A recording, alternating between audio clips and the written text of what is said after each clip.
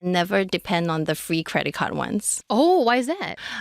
Those are given free for a reason. They are very limited in coverage. They would pretty much do nothing if there is an emergency.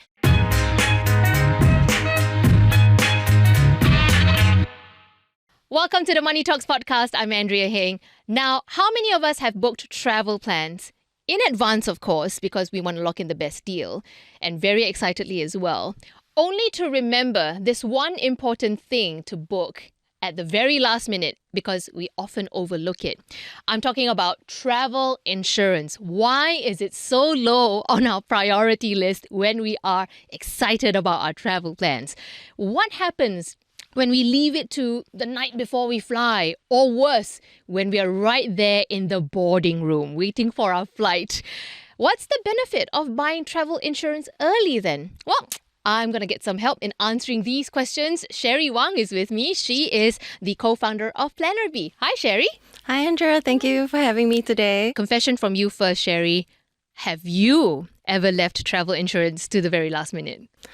I would say definitely once or twice it has happened to me. Like, we care about other people and they're like, oh dear, I forgot about myself. Oh, so yours was because you weren't complacent. You were just taking care of other people first. Yeah, and I was like, oh dear, I forgot about mine. I thought it was ongoing and I had to, check. And I always have this paranoia because of the work. And I was like, okay, actually, I think I should do a double check. And true enough, thankfully, I checked before we bought, because otherwise it would be very challenging getting any coverage, because usually they don't allow you to buy any coverage the moment you bought your plane. Oh, that's true. I must have been quite lucky that one time that I did it right before takeoff.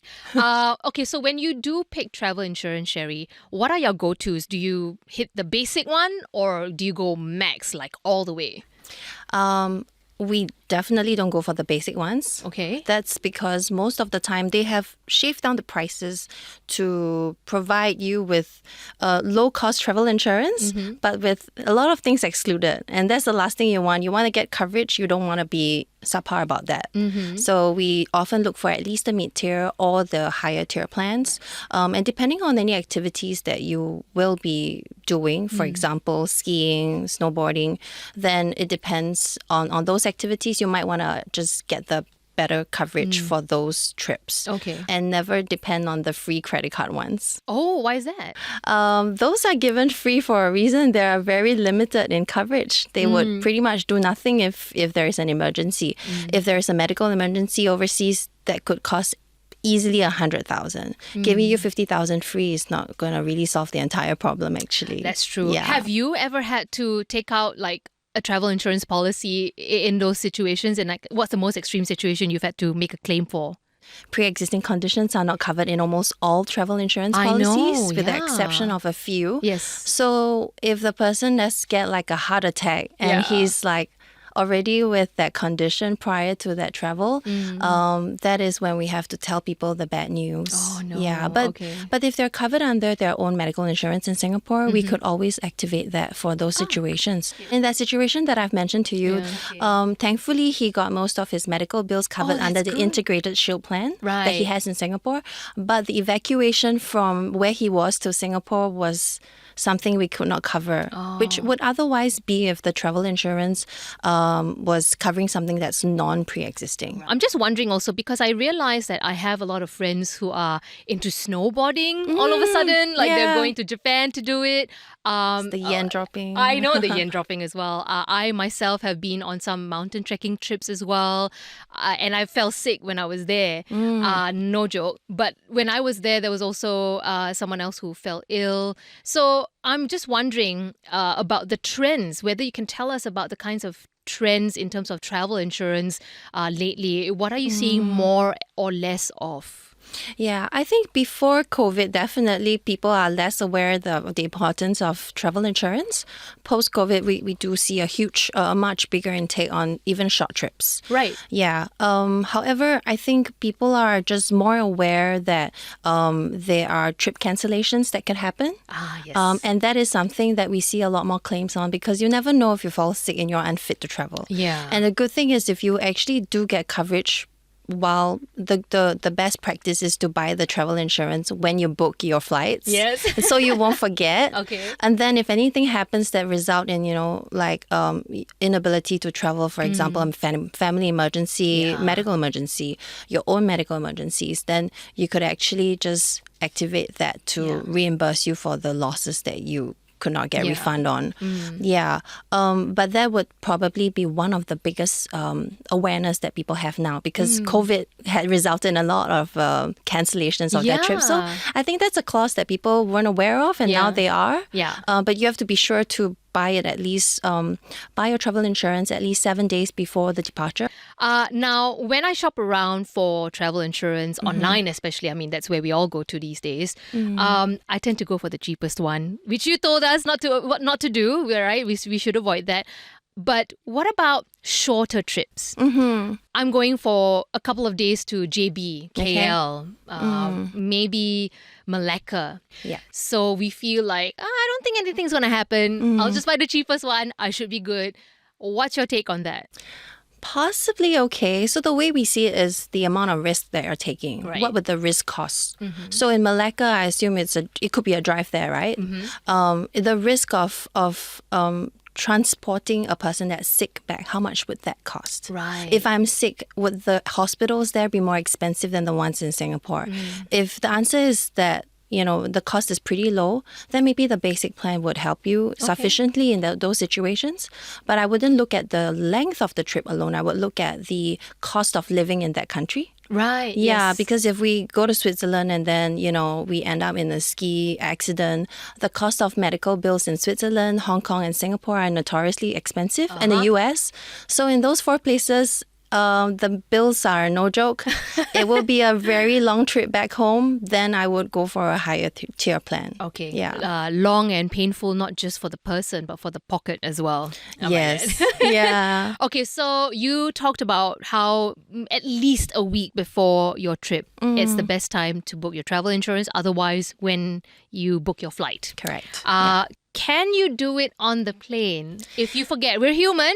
We forget. It's not on the to-do list sometimes. I mean, you've also experienced that. Yes. So what kind of situation would be okay for us to like, oh, I forgot, I'm going to book it now. And like we're right at the boarding gate and we're like, Yes, strictly speaking, you can. You can buy it before the flight really takes off.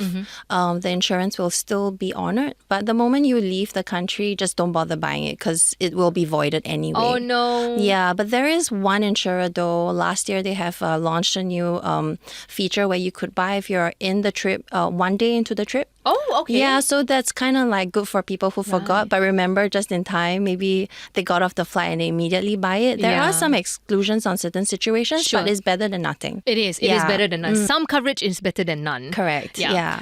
So you can understand how shopping for travel insurance can be quite a mind-boggling experience. Yes. It's overwhelming. I mean, we're browsing online through a confusing menu of so many different tiers, as you said, and then there are different insurers as well. How do we navigate that? I mean, one insurer alone can have 3, 4, 5 different varieties of travel insurance plans. So how do we navigate that? What are the top 3 things we need to think about when we are shopping for a travel insurance plan?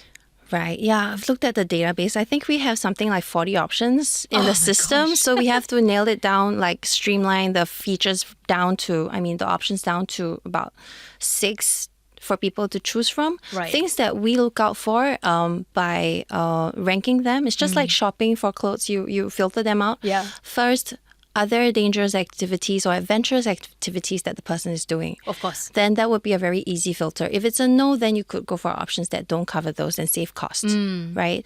The one important thing that we look out for that we think in all situations should be covered is medical evacuation. Yes. If that is anything under 1 million, we tend to exclude those two. Okay. Because we've seen the cost of flight from Australia being like $250,000 just to come back. Wow. If you go to the mountains like you like trekking, there is an additional step getting the person down the mountain. Yes, exactly. So that would cost even more. And apart from the cost of living in that country, if that place is more rural, because there is just the lack of equipment and facilities that could actually even cost even more. So that would be something that we look out for, at least 1 million.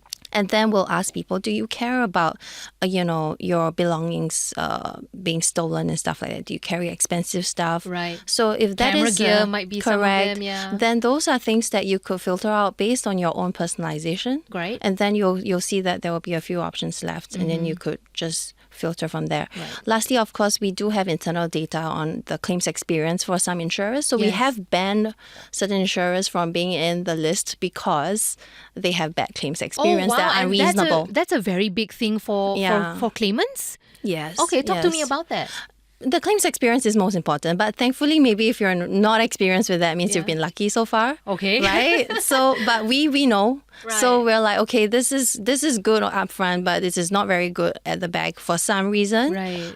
We will be upfront What because constitutes a smooth claims experience? the time frame. So Okay. they must. I mean, there understandably be high volumes at certain times. Sure. We can manage that with the insurer. But if they're excluding in like claims that are unreasonable for strange reasons, then we will highlight it to our customers in advance to say, hey, the claims experience has been unreasonably bad. Okay. You might want to exclude these options. Right. Yeah. So if it takes too long for a claim to be processed, basically. Correct. Okay. Or if they are rejecting it Right. on unreasonable basis. Okay. Yeah. Okay. Wow. Interesting. I didn't know that was a thing. Right. So my dad's a business traveler. He's overseas as we speak right now. What kind of, I suppose, special inclusions do we need to look out for in a holiday travel insurance plan versus a business travel insurance plan? Is he covered under a company or did he buy it himself? He's covered under the company, and he does, but he does have the freedom to choose what he wants. So he chose to do an annual one. So I suppose that's one of the tips I would offer for someone who's a business traveler. Right. Or what else would you say should be included for a business traveler? We do manage business corporate travels and personal travels. They can be different in a very specific way. Right. The coverage are generally the same, but Okay. there is a clause where it says if this is a plan made for travel, business travels only, if you extend your trip, which people tend to do prior or after, there is no coverage for that period. Oh. So if you're planning to go to, say, I don't know, like Australia for a work trip and you would like to extend it to see the place Yeah. for another 3 days, maybe just a weekend, Okay. you have to buy a travel insurance for the entire trip yourself to be covered Right. for that 3 days. You can't Okay. just buy the 3 days. So I have to plan ahead. I know Yes. I have to do this before I leave as well, still. Yes, Okay. correct. Because the business travel insurance are often catering only for business travel days. Right. The moment that engagement ends, even though you have not returned to Singapore and you have extended it on your own personal time, Right. the coverage ends. So now I wanted to talk about the T's and C's, the fine print, which nobody likes to read. I'm going to ask you for a favor here and give us maybe 3 things that we should pick out from the T's and C's that we need to pay attention to. The number one would be that if because of trip cancellations, which is a high number of claims happening for that, just be sure that when you're buying the policy, if you are looking for a possibility of that claim, there is either a 30-day, 7-day, or sometimes a 5-day waiting period. Oh. It can be as short as 3, if I remember correctly, but those days they do vary quite a bit, from 30 to 3 days. Right. So if you're looking to get your trip cancellations or postponing your trip, those fees covered, and you're like, maybe on the 5th day from your travel date, you might want to look for a policy that is with an exclusion of 3 days instead of Right. the 130 days, then you're not really I see. helping yourself in that Okay. situation. Okay. That's one fine print. The second one, we see a lot of thefts in certain countries in the world, Oh, especially, yes. like snatch and phones and stuff. Yeah. There are some plans, especially the credit card ones, that do not cover loss of mobile phones specifically. Oh, wow. Yeah. Really? Okay. I thought that was like a basic thing. Yeah, Okay. so we actually exclude those typically in our system too, because people tend to lose those. You will, especially if you're a incidence is tourist, you're quite going to be high. targeted. Yeah. Yeah. So that would be another clause. Okay. And then lastly, I think the pre-existing would be a big one. Mm-hmm. Although there are some plans that cover pre-existing, the limits are still pretty low. Yeah, because it's pretty the new. type of pre-existing condition you have, at what stage you're at, these sorts of things, right? Yeah. Okay. Yeah. And You- perhaps, and maybe one last one would be people with pets now. Many people with pets. Your kid, your furry babies might be in a boarding hotel. Right. If there's some delay while you're overseas, you'll have to extend the boarding period. That could be covered too for some policies. Okay, so I want to talk now about those unforeseen circumstances. You've mentioned a few of them, right? Which is really what travel insurance is all about. It's supposed to help us in need when these situations arise. Accidents happen, we get injured, we fall ill. But how do we activate our travel insurance in these situations, right? So for example, I got caught in an earthquake in Nepal back in 2015. When does it kick in and what does it kick in for? In your situation, if that happens again, hopefully not. There is usually a 24-hour hotline. Okay. You can call that. They would arrange for evacuation. That's what Okay. I mean. Like the evacuation could also be from natural disasters, and that is important. And they will arrange, I suppose, at that point, a batch of people to come back to Singapore at the same time. That would be hyper emergency. Okay. If it's a smaller thing like a flu, Yeah. or influenza A that's happening everywhere, Yeah. you could just see the doctor for you first, and then you have to pay for the bills, and then the reimbursement happens when you come back to Right. Singapore. Yeah. In between, if it's a hospital stay, in all policies, they do indicate that you will have to pay for the bills first. I guess it's because there's no shared system. Yes, and they are unable to assess the claim until the discharge happens. Right. Because the doctors will have to write like a discharge report, and then they will assess the claim. So they will require people to pay for it first. But Okay. these bills could be very expensive. Oh, yeah. But you could also activate with that same hotline to tell the insurer this is happening, and they can do a pre-assessment first. Some hospitals would be nice enough to say, okay, we've got some sort of like agreement with the insurer. Right. We could waive off a little bit of your deposit or something like that. Right. Then that could help with the financial cash flow. So travel insurance could help with that. Wow, okay, Yeah. that's great to know. What about when a political crisis unfolds in a country? That one. Yeah, that you're visiting. Immediately, I'm thinking about South Korea. We actually knew some people who were in Seoul at the time of these protests and all that. Yeah, I mean, they weren't violent and all that, but it's still an uncomfortable situation to be in. Not the kind of situation you want to be when you're on holiday. Right. How might travel insurance help us here, get us to safety perhaps? Is that something that is covered?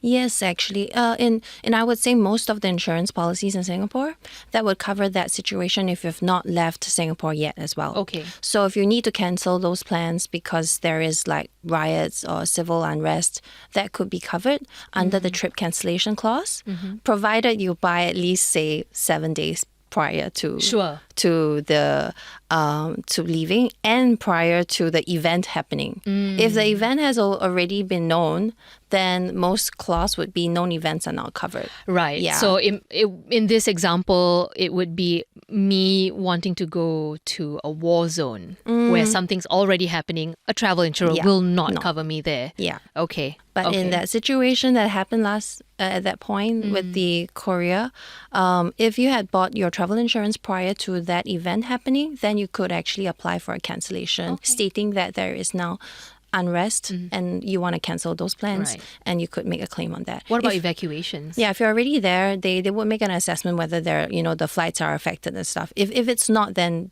there's no claim to be made. Right, Yeah. right, of course. I mean, Thankfully, in that situation, Yeah. it wasn't the case. Yeah. Just want to go back to the natural disaster bit here. I know there are clauses in many insurance plans, not just travel insurance, but just insurance in general, about acts of God. Now, the thing is, natural disasters are acts of God, if you want to frame it that way. So are there limitations there to travel insurance when it comes to these natural disasters that are acts of God? perhaps another clause we should look out for. There are some that don't cover acts of God, Yeah. and actually most do. Okay. So that's fine. All right. Again, if it's a known event and you're just like, hey, I want to go look at the volcano erupt, then no. Yeah. There are people who go on competitions now with the marathon and the triathletes. Yes, that's right. Those are not covered when you're in that situation. Right. Because the common exclusion would be that if you're competing in any competition, Right. that will not be covered. Right. So what insurance can I get though if I'm an athlete? Clearly I'm not. But You have to get your own medical insurance. Those coverage would be limited to whatever that covers. Okay. But do you have travel to be a insurance will not. professional though to do it? I mean, No, marathons... even as non-professionals, not covered. And if you Right. go trekking above a certain limit, there are some insurers Yes. that, they cap it at 3,000, 5,000.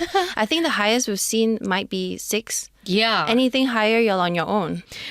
Cherie, I feel like the number one tip from you right now to cover all of this that we've talked about, get it done early. Yeah. I will promise not to be a last minuter anymore after this. Thanks for sharing your tips. Thank you, Andrea. So let's not all be complacent about travel insurance, especially after this episode. If you've got any comments or questions, we welcome them as always. You can head on over to us at YouTube, Spotify, Apple Podcasts as well, and leave us a message. You can also leave us a rating if you enjoyed this conversation. Credit to the team, Crispina Robert, Tiffany Ang, Junaini Johari, Joanne Chan, Hanida Amin, and Saya Wind. This has been the Money Talks podcast. Thank you for listening. I'm Andrea Heng signing off.